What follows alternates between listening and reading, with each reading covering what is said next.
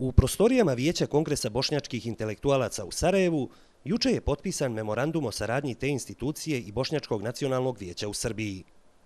Memorandum su potpisali predsjednik izvršnog odbora Bošnjačkog nacionalnog vijeća u tehničkom mandatu Esad Džudžević i predsjednik Vijeća Kongresa bošnjačkih intelektualaca akademik Nedžad Mulabegović.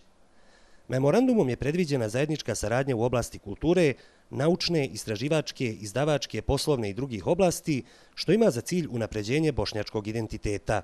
Želim naravno da izrazim zadovoljstvo, rekao bih, s jednim rijetkim činom koji se danas desiti, a to je da je jedna institucija iz Sandžaka i jedna institucija iz Bosne i Hercegovine potpišu međusobni sporazum, odnosno memorandum o saradnji. Mislim da je to jedna dobra, lijepa poruka i skroman doprinos umrežavanju institucija Bošnjaka, rekao bih, na Balkanu.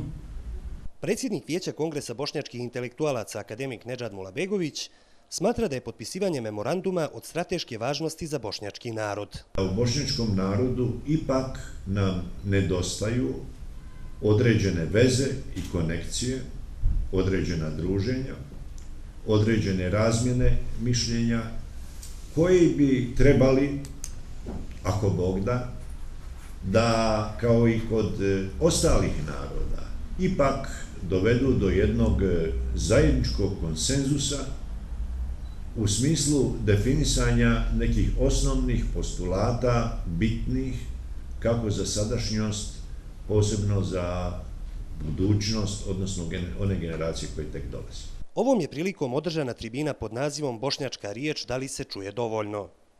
O časopisu Bošnjačka riječ, koji je proglašen najboljim manjinskim časopisom u Srbiji, govorili su urednik profesor dr. Redžep Škrijelj i šef resora za informisanje Bošnjačkog nacionalnog vijeća Muhedin Fijuljanin.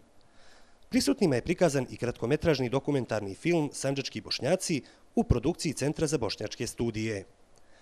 Tribini je prisustvovao veliki broj istaknutih kulturnih i javnih ličnosti Bosne i Hercegovine, a propratili su ga i brojni mediji.